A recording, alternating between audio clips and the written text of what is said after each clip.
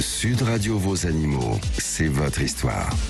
Et ce matin, dans C'est votre histoire, pour terminer ce numéro de Vos Animaux, nous allons vous présenter une association toute récente qui vient de voir le jour. Cette association a pour objectif de former des chiens d'assistance pour les personnes qui souffrent de stress post-traumatique. Bonjour Benjamin Borg.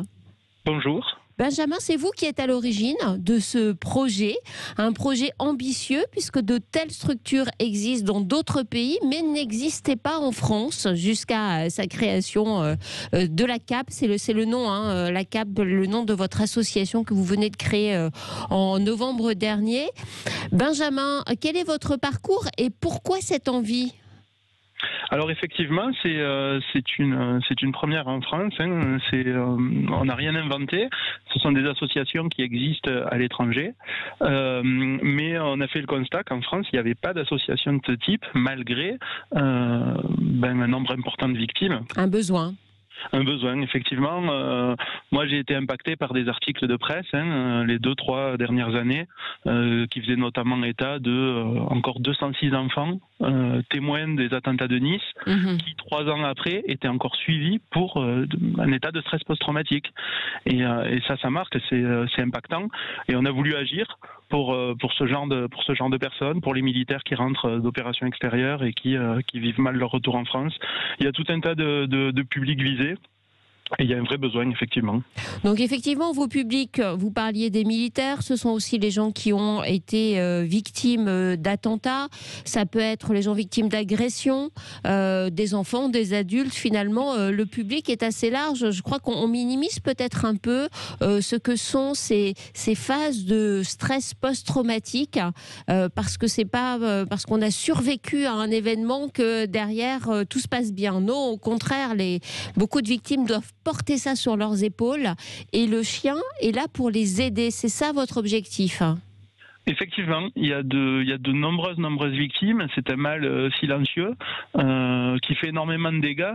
Un autre article qui m'a marqué, j'en profite, c'est la 131e victime des attentats de Paris. Oui. Il y a eu 130 morts le soir même, mais il y a eu une victime qui a été reconnue officiellement comme une victime directe des attentats 2 ans plus tard. Elle était atteinte de stress post-traumatique, elle a mis fin à ses jours. Donc le terrorisme, au travers de l'état de stress post-traumatique, continue à tuer même 2 ans après. Oui. Et nous, on a voulu se mobiliser pour ça.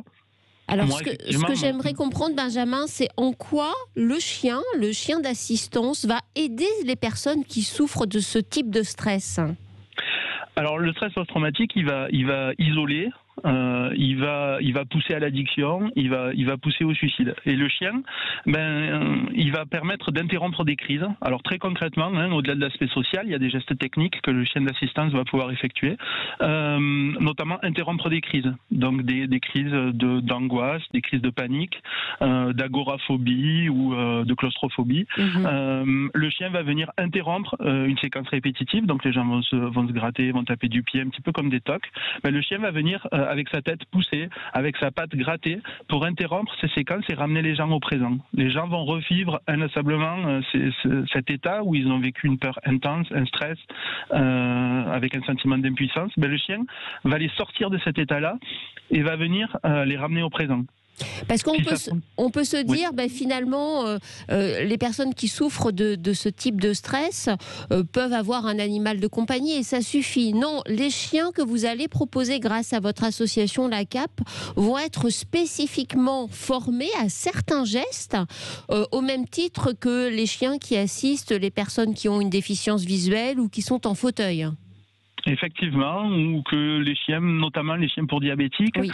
Par exemple, où le chien va interrompre la crise, va aller appuyer sur un bouton de téléalarme, par exemple, si ça suffit pas pour appeler à l'aide, peut aller chercher une personne au secours. C'est la même chose pour les cauchemars. Le chien peut allumer la lumière. D'accord, c'est des tâches un petit peu qui nécessitent un apprentissage technique. Allumer la lumière, aller réveiller son maître, et aller chercher les médicaments, par exemple, pour mettre fin à une crise. Les cauchemars pour une personne en état de stress post-traumatique, c'est 1 à 2 par nuit. Avec un chien, ça peut descendre à 1 ou 2 par mois. Oui. Donc, et on améliore la qualité de sommeil des gens. Donc on améliore leur inclusion, on améliore. Je vous laisse imaginer socialement Bien ce que sûr. ça représente quand on ne dort pas pendant des nuits et des nuits. Ouais. Donc le chien est capable de choses extraordinaires. Et ben on a envie de mettre ça à profit de ce public-là. Alors nous, ce matin, on a envie de vous aider sur Sud Radio dans vos animaux. Vous aider, c'est d'abord parler de vous, ça c'est la première phase.